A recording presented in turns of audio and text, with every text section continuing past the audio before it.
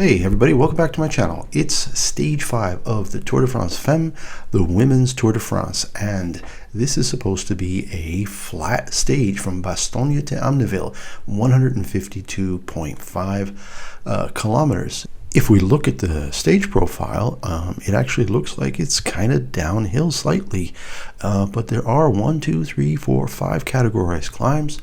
And I think all in all, they were saying that it had close to 2,000 meters of climbing, so definitely not a day off. All right, so today was kind of troubling for a few reasons. 1, we saw more crashes. 2, the crash involved the yellow jersey. And 3, the yellow jersey's team did not stick around to help her. I have never seen this before. I've been watching Lanterne Rouge for years, and he does some amazing commentary. And when I watched a video of this crash, one, I couldn't believe a couple of things here. Again, we've seen what they call street furniture along the route of the Tour de France stages here. Those red and white plastic kind of barriers that cause crashes. I think my count, if you look at my past videos on these stages, I think we're up to about 11 major crashes already, and we're in stage 5, and one of those stages was an individual time trial that only lasted 7.5 minutes, so you wouldn't expect a whole lot of crashes or anything on there. So basically in 4 of the 5 first stages, we've ended up with about a dozen crashes. And today, when you look at this here and you see what they're doing, they're going one way around a traffic circle, very common Tour de France. I think they were in France now. The Tour has been in Holland and Belgium for the first 4 days, and today was the first time they actually crossed into France. But when you look at the setup here, and they're going to go around the left side down the bottom here, and normally they would come out into the main street, but this street is blocked off again. And what are they doing? They're going down a really tight, so it's a double curve. You have to do the left, come back and do the right, and instead of having that normal flow that you see that's always so interesting to watch, where the peloton will split and they'll go around a traffic circle and they'll converge again on the other side, that wasn't happening here. They've got all this area blocked off. They've got one of the Tour cars here, and there's a really sharp turn to take them back down some little road. Again, I don't understand why, when you have a peloton that's ramping up for the end of a stage, we're only 6.5 kilometers from the end here, and you do something like this to people. I don't understand what the organizers are thinking. There has to be a better way. So let's kind of play this a little bit and see what we see here. I mean, here they come. Peloton is coming around, and as you see, Lanterne Rouge points out beautifully that they're going to go off this tight left turn after here. So if they're coming around at 50-55 kilometers an hour, and normally they think, oh yeah, we're going to go back onto the road we were on, just we're going around the circle. Not today. Now, they have earpieces, they have communications with the car, the team cars, so they should be prepared. There should be a bug in your ear saying, hey, this isn't one of the normal ones. This is going to make a tight left after the circle. Be prepared. And what's worse is this looks kind of like gravel here, and there are people standing around. I really don't understand what they're doing. Anyway, let's keep going. So here they come. Motorcycle goes through, tight. And then all of a sudden, as he points out, Vollering's here, and she gets kind of pinched. We're going to move it ahead right there. He says he doesn't know who it is. I think, though, in his commentary, he said it might have been Reina Vibas. And boom, what you see is you just see bodies start flying. Some of them actually got through and started to crash off the end. This guy's still standing around. Okay, I really don't understand why you have somebody standing there. This is gravel.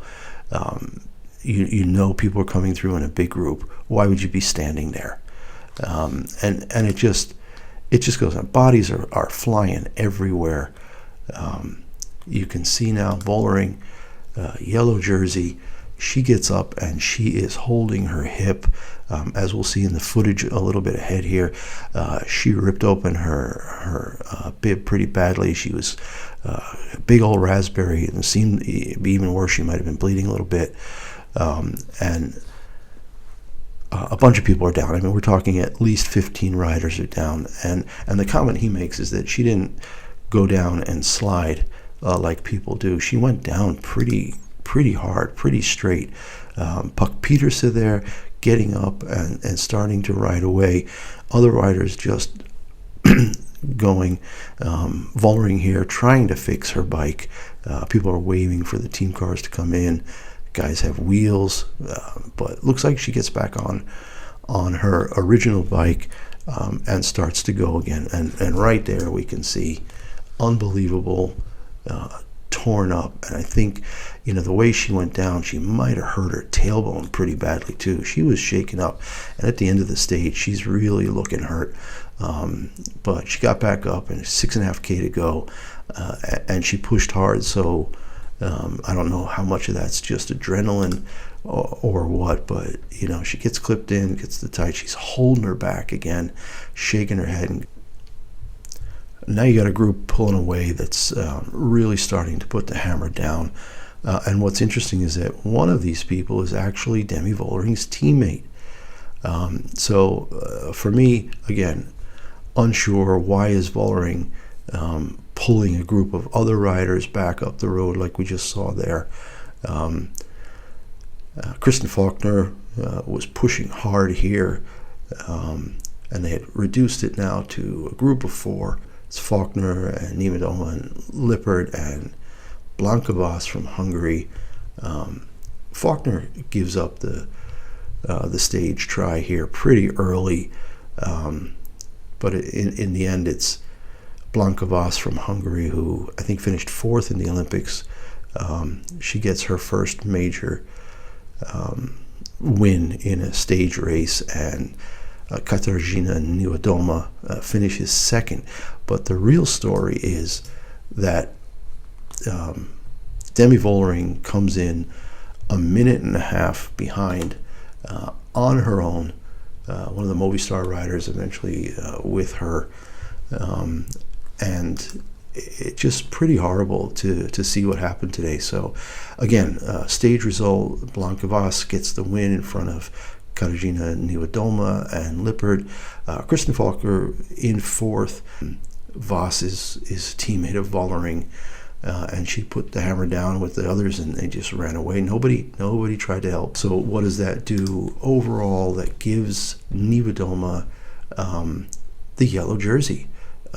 And Kristen Faulkner is now in 2nd, 19 seconds back.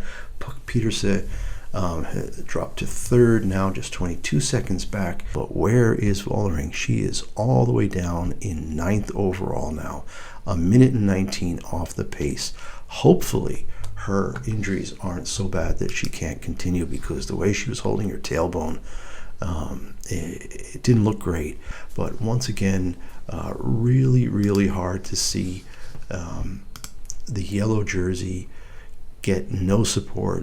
A 2-time Grand Tour winner, that nobody from her own team came back to help her. So I don't want to emphasize that any more than I already have, but I just can't believe it. So there we see her. She is in pain.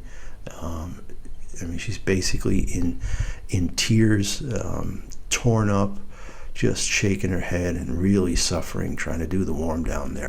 And now Niewiadoma is 19 seconds ahead of Faulkner and 22 ahead of Petersen. So we have a new yellow jersey, and this will take us into a hilly stage tomorrow, and then 2 big mountain stages on Saturday and Sunday to finalize this year's Tour de France. I hope the organizers are seeing their ill-fated route planning here and can do something, even if in the last few stages, to kind of fix these problems and for the future, make sure this doesn't happen, because you don't need to see a dozen crashes in 4 days. It's just kind of ridiculous.